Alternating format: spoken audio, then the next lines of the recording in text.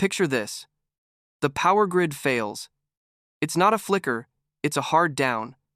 Outside, the temperature is plummeting. Inside, your home, your sanctuary is rapidly turning into a dangerous, freezing trap. That biting cold isn't just an inconvenience, it's a silent killer. Most people will sit there, wrapped in a blanket, waiting for someone else to fix it. They're wrong, dead wrong. When a blackout hits, you have absolutely no idea what to do next. And in that moment, what separates survivors from victims isn't luck. It's not wishful thinking. It's having a plan. In this video, I'm not just giving you a list. I'm giving you a survival plan, 12 powerful heating methods that need zero electricity. We're going to dive deep into the pros, the cons, and most importantly, the life-saving safety precautions for each. Because when the power dies and the cold sets in, knowledge is what keeps you and your family alive. Let's get started. Number 1. The foundation. You are the furnace. Rule number 1, and it's the one everyone seems to forget, you are the furnace. Your first job isn't to build a fire, it's to stop wasting the heat your own body is already generating. The way we do that is through a critical system, layering. Now, this isn't about just piling on clothes, it's a science. It's about creating a system that traps air, wicks moisture, and shields you from the elements. It all starts with the base layer, the one against your skin. Its only job is to manage moisture. Let me be clear, cotton is your worst enemy here. There's a reason survivalists have a saying, cotton kills. It's not a joke, it's a stark reality. Cotton absorbs sweat and holds it against your skin, sucking the heat right out of your core. Your base layer must be merino wool or a quality synthetic, period. These materials pull moisture away, keeping you dry, which keeps you warm. Next is your mid-layer, your insulation. This is your fleece, your down, your thick wool. Its job is to trap warm air. You might even wear multiple mid-layers. This layer needs to be looser to create those pockets of insulating air. Finally, the outer shell. This is your armor against the outside world, wind, rain, snow. It must be windproof and waterproof. It protects all the other layers and keeps them working. And don't forget your head, hands, and feet. You lose a massive amount of heat through your extremities. A wool hat, insulated gloves, and thick wool socks are non-negotiable. Mastering layering is the cheapest, most reliable survival skill you have. It turns your body into a portable heating system. Before you even think about another heat source, you'd better have this system dialed in. Number 2. Mylar space blankets. Now we take that first principle, conserving your own body heat, and put it on steroids. We're talking about the Mylar space blanket. These thin, crinkly sheets are a staple in every serious emergency kit for a reason. NASA developed this technology to control heat on spacecraft, and it can literally save your life in a blackout. The shiny surface reflects up to 90% of your body's radiated heat right back at you.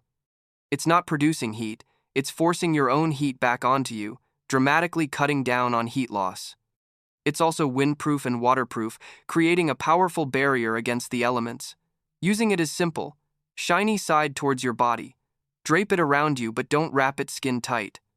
You want to create a small pocket of air between you and the blanket. That trapped air is extra insulation. Remember, the Mylar itself has no insulating value. Its magic is reflection. Stockpiling these is a no-brainer. They're dirt cheap, weigh almost nothing, and you can stash them everywhere. They do tear easily and aren't breathable, so you'll need to vent moisture now and then. But as a way to give your personal furnace a massive boost and stave off hypothermia, the Mylar blanket is one of the most effective tools in your arsenal. Number 3. The thermal battery. Now we go from space-age tech to a method as old as humanity itself, using heated rocks.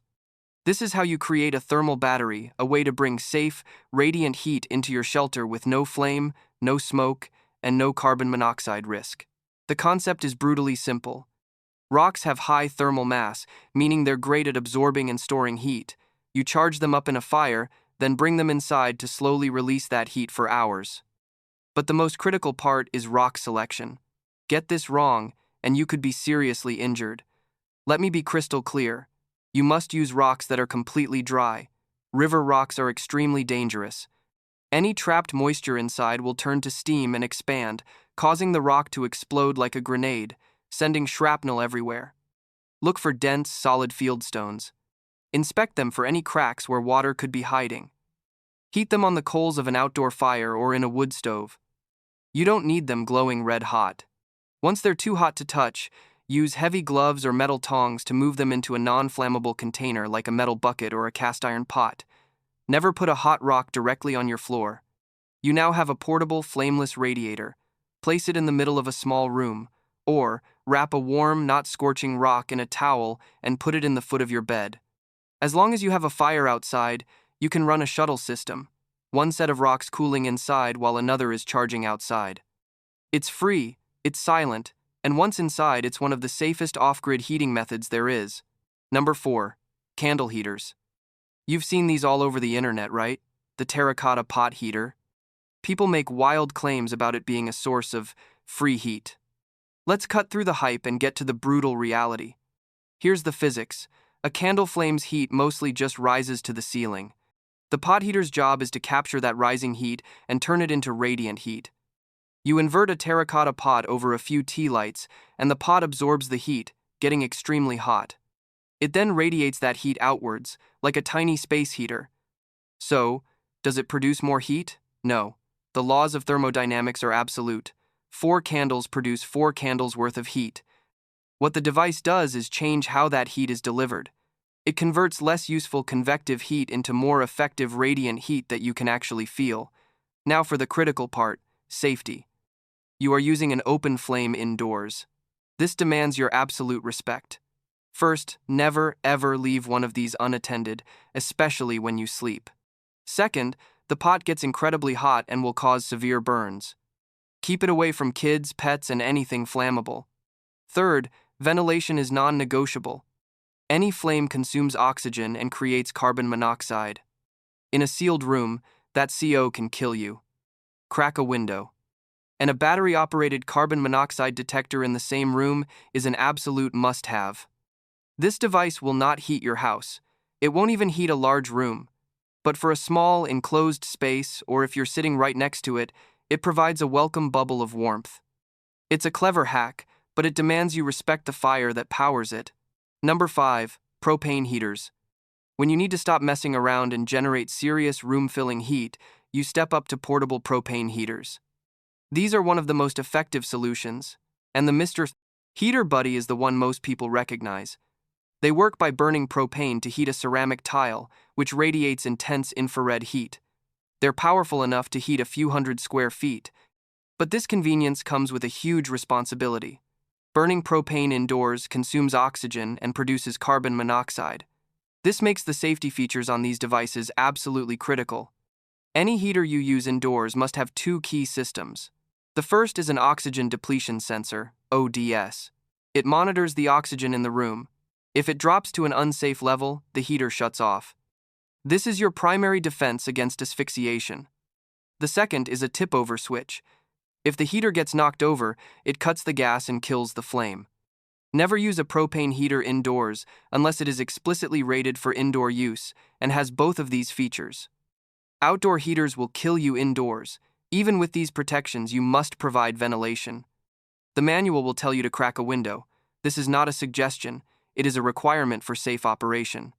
And just like with any flame, a battery-powered CO detector in the room is non-negotiable. Your life depends on it. Number 6. Kerosene heaters. For generations, the go-to workhorse for non-electric heat was the kerosene heater. These things can kick out a tremendous amount of heat and are a trusted tool for emergency warmth. They work through convection and radiation, using a wick to draw up kerosene from a tank, creating a flame that heats a metal structure, which then radiates warmth and circulates hot air. But safety is paramount. First, the fuel. You must only use 1K grade kerosene. Let me be very clear. Never use gasoline. It's more volatile and will cause an explosion. When you buy kerosene, make sure it's crystal clear. Cloudy fuel is contaminated and will produce harmful fumes. Store it outside, away from your living space. Refueling is where people make deadly mistakes. Turn the heater off. Let it cool down completely. Take it outside to refuel. Every single time. Spilling fuel indoors is a massive fire hazard. Like propane heaters, these consume oxygen and produce pollutants. Ventilation is mandatory. A window must be cracked. Never leave one running overnight while you sleep. A carbon monoxide detector isn't optional, it's essential for survival. A well-maintained kerosene heater is a powerful ally, but you have to treat it with respect. Number 7. Wood-burning stoves. When we talk about true, long-term, off-grid heating independence, one solution stands above all: the wood-burning stove. This isn't just an emergency heater, it's a piece of infrastructure that transforms your ability to live securely without the grid. Unlike an open fireplace that sends most of the heat up the chimney, a wood stove is a sealed metal box designed to radiate and convect enormous amounts of heat into your living space. Its biggest advantage is the fuel. Wood is a renewable resource you might be able to get for free. However, a wood stove is a major commitment. First, installation. This is not a casual DIY project. A bad installation is one of the leading causes of house fires. You must have it installed professionally to meet local codes, with proper clearances and a certified chimney. Get it wrong, and you will burn your house down. Second, fuel. You can't just burn any wood. You need seasoned firewood wood that's been cut, split, and dried for at least 6 months. Burning wet wood is inefficient and creates creosote, a tar-like substance that builds up in your chimney. A creosote buildup can ignite, causing a catastrophic chimney fire. This means you need a system for processing and storing a lot of wood. A wood stove is a lifestyle, it's work. But the payoff is unmatched: powerful, sustainable heat, a cooking surface, and the security of knowing you can keep your family warm no matter what. If you're serious about being prepared, there is no better investment. Number 8. Alcohol stoves. For a minimalist, ultralight, and surprisingly effective solution, we turn to the humble alcohol stove. These are a favorite of backpackers, but their simplicity makes them perfect for an emergency kit. The most popular DIY design uses 2 aluminum soda cans to create a small, pressurized burner. You fill it with denatured alcohol, and it produces a hot, clean flame like a gas stove. An even simpler version uses a small metal tin filled with cotton balls and soaked in alcohol. The fuel is the big advantage. Denatured alcohol, or 91% isopropyl alcohol, burn very cleanly with little odor and can be stored safely indoors. Now, the reality check. An alcohol stove is not a space heater. It's for boiling water, heating food, or taking the chill off a tiny personal space. But it's an open flame. It consumes oxygen. You need ventilation. The flame can also be nearly invisible in bright light, which is a hazard, so be aware. The main advantage of the tin and cotton ball design is that if it gets knocked over, the fuel is mostly contained, reducing the risk of a spill. It's a simple, effective, and empowering skill to have. Number 9. Passive solar heating. So far, all our methods have involved burning something. But what if you could heat your home with a source that requires no fuel, produces no emissions, and will never run out? This brings us to passive solar heating. This isn't a device, it's a strategy. It's the science of using your home's windows to capture the sun's energy. On a clear winter day, the sun's rays pass through your south-facing windows and heat the surfaces inside your home. To win at this, you must become an active manager of the Sunday. In the morning, open every curtain on the south side of your house. Let that sunlight pour in. On the other sides of your house, north, east, and west, do the opposite. Keep those curtains tightly closed. A window is either a solar collector or a heat drain. There is no in-between. The second part of the equation is thermal mass. Materials like concrete, brick, and tile absorb heat all day and then slowly release it at night. If you have a sunlit concrete floor, it becomes a giant, slow-release radiator. You can even place large jugs of water in direct sunlight to act as simple thermal batteries. This is free heat. It reduces the load on your other fuel sources and provides a huge psychological boost. Every morning in a blackout, your first job is to harvest the power of the Sunday. Number 10. Hot water bottles. Let's shift gears to a method that's less about heating a room and more about delivering targeted personal warmth exactly where you need it: the hot water bottle. This simple device is an incredibly efficient way to transfer heat. Water holds a ton of thermal energy, and this bottle makes it portable. But there are safety rules. First, do not use boiling water. Water straight from a rolling boil can damage the bottle and dramatically increases the risk of a serious burn. Bring the water to a boil, then let it cool for a few minutes before you fill the bottle. Fill it only about 2/3 full, and squeeze the air out before you seal it. An overfilled bottle can burst. Finally, always use a cover or wrap it in a towel. Placing the bare rubber against your skin can cause burns, even if the water isn't boiling. The best use? A bed warmer. Put it under the covers 15 minutes before you get in. In a freezing room, it feels like pure luxury. Stockpiling a few of these is a wise and inexpensive prep. Number 11, gas fireplaces. Many of you have a game-changing asset built right into your wall, and you might not even know you can use it when the power is out. A gas fireplace. Whether it works in a blackout depends on its ignition system. If your fireplace has a standing pilot light, a small, constant flame, it likely uses a thermopile that generates its own tiny bit of electricity from the pilot's heat. This type of system needs no outside power to run. The other type uses an electronic ignition. These will not work in an outage unless they have a battery backup.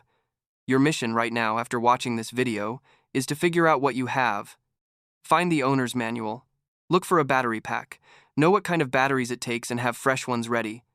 Don't wait for the blackout to discover your fireplace is a useless decoration. Even if the fan doesn't work, the fireplace will still produce a significant amount of radiant and convective heat. Do your homework now. This built-in heater could be your most valuable asset. Number 12. Bioethanol fireplaces. A newer and increasingly popular option is the bioethanol fireplace. These are ventless fireplaces that burn a clean, renewable alcohol fuel derived from plants. Because it produces no smoke or soot, it needs no chimney. This ventless design is their superpower. You can place them anywhere. You just pour the liquid fuel into the burner and light it. The result is a real dancing flame that provides heat and atmosphere. Now, for safety, ventless does not mean airless. Any fire consumes oxygen and produces carbon dioxide. It is crucial that the room has adequate ventilation. These are not for tiny, sealed rooms. They are considered supplemental heaters. They'll take the chill off a room, but they don't have the raw power of a propane or kerosene unit. And here is the most critical rule. Never, ever pour fuel into a burner that is lit or still hot. The burner must be completely cool. Pouring fuel into a hot burner can cause a dangerous, explosive flare-up that can set you on fire. No shortcuts. All right, I've laid it all out. Now the ball is in your court. What's your plan? What are your go-to battle-tested methods for off-grid heat? Drop them in the comments below. The knowledge in this community is our greatest asset. Your comment could be the one that helps another family stay warm this winter. Don't just sit there. Participate. And if you're serious about not just surviving, but taking control when the world goes sideways, hit that subscribe button and turn on notifications. Because what's coming next, you don't want to miss. So there you have it, 12 different ways to generate heat when the electricity is gone. We've seen that the foundation of staying warm starts with you. We've explored ancient methods and modern tech. But the single most important thread connecting all of this is safety. Every method that involves a flame consumes oxygen and creates byproducts. Ventilation is not optional. A battery-operated carbon monoxide detector is not a nice-to-have. It is a mandatory, life-saving piece of equipment. Do not compromise on that. Preparing for a winter power outage isn't about fear, it's about empowerment. It's about taking calm, rational steps today so that you can face a crisis with confidence tomorrow. Your task now is to stop watching and start doing. Assess your situation. What resources do you have? What skills do you need to learn? Pick one or two of these methods and master them. Thank you for joining us today. Stay safe, stay warm, and stay prepared.